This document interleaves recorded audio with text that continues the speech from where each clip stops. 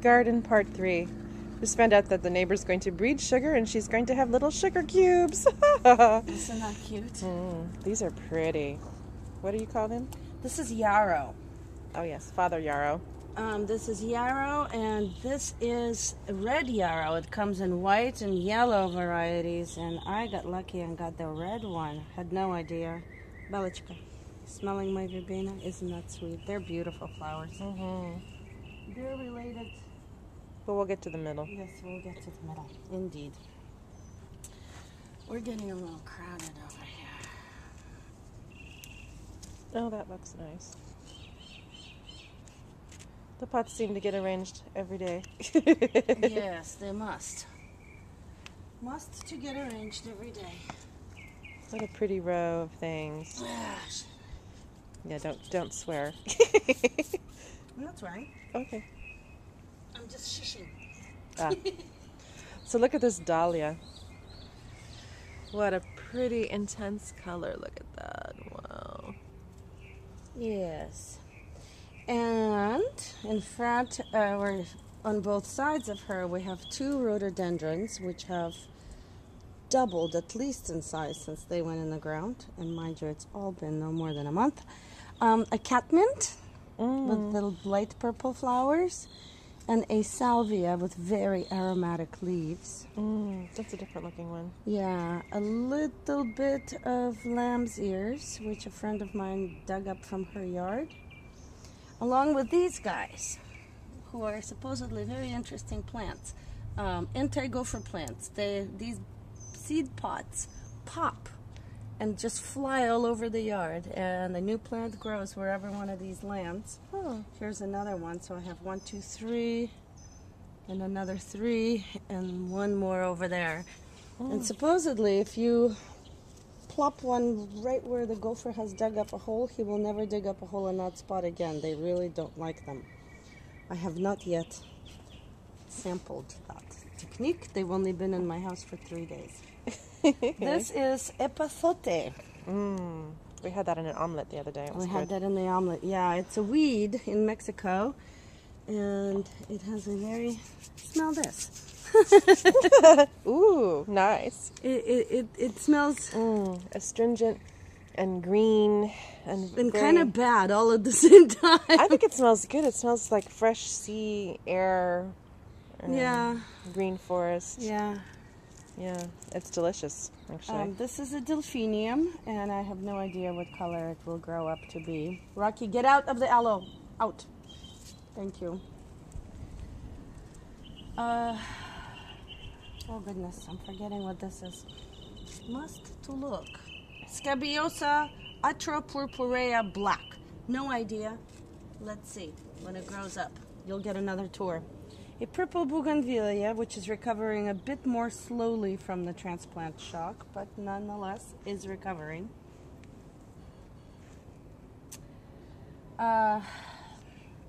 Rosemary, thyme, and a yellow safflower in the big terracotta pot, surrounded by little marigolds and salvia plants. Over here is a red poppy and more lamb's ears. And 2 bells. One is a red bell, or no, these are Canterbury bells, the blue bells, and these are going to be fuchsia red bells. Ooh, pretty. That's a great color. Yeah. An aloe vera, which seems to be quite happy here. An aloe vera, which I clipped from somewhere and threw in the ground, and it's... you can see by the green growth. It's very green growth. happy. It's happy, yes. Another rose geranium, and a eucalyptus geranium, which I've just potted, and it's giving me all this as a reward for my good treatment of it. And look at all the nettles in the back there. And all the nettles in the back, because I can't quite get there to stomp them out with my boots. And they're definitely stingy. Yes, and another morning glory, which is making its way nicely up the rope. Trailing up a string. And, oh my god, a lemon verbena. Couldn't remember what it was called. I swear it's doubled since yesterday. I've clipped it, so this is all the new growth everywhere where I've snipped off the ends because I want it to be a big bush rather than a tall tree. you know? Mm-hmm. And it's very hardy rosemary. And this is a rosemary, which 2 years ago was one of my first set of herbs, which Robert lovingly planted in the planter along the house. And Gopher took 5 out of 6, and rosemary was all that we could save, and this is the one. Mm-hmm. And there is a zinnia, which will be beautiful orange, hopefully someday. Oh yes, that's very pretty. And here's its flower head forming. I can't wait.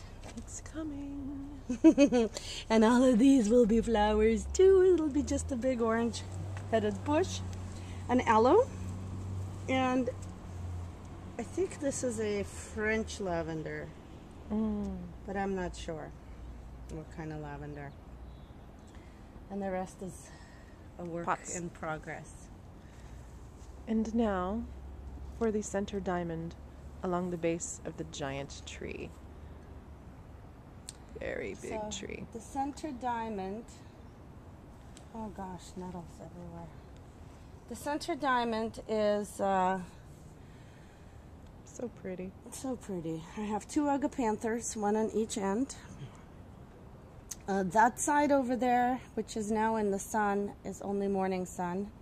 And in the day, it's completely shaded. And it serves as my infirmary for sick, injured, newly transplanted, and shocked plants that need a place away from dogs and away from the scorching sun. And I have planted various verbenas along the edge because they're nice and flat and have the same similar kind of trailing habit but give a little bit of color. And up there in the tree is a mint basket. Oh, we should probably walk over to it. That has 4 kinds of mint in it.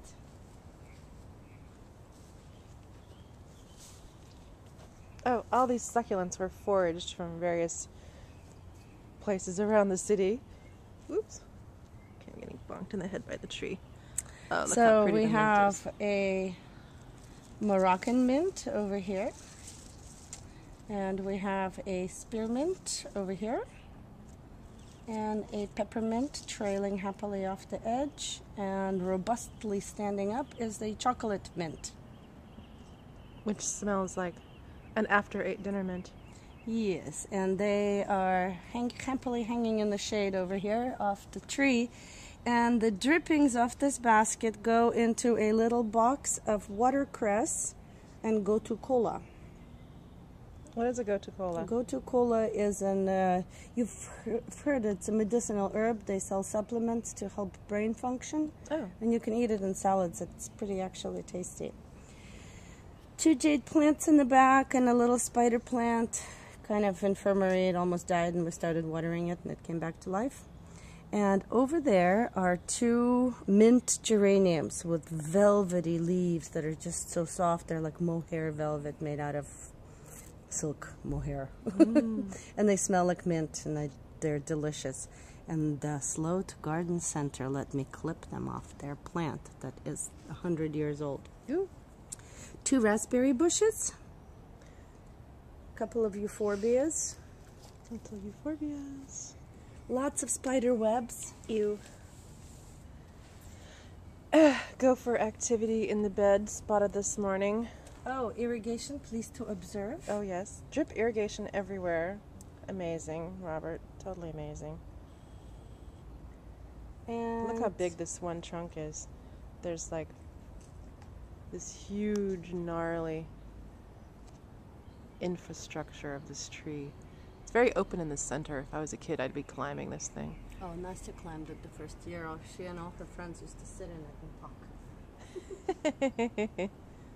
It's part of the reason why I wanted to leave the base somewhat open so that it could be accessible. And you can tell it's a little foggy here from the various lichens that are growing upon it. All right. Yes. A little hard to see because of the sunshine and the glare. And now for part 4.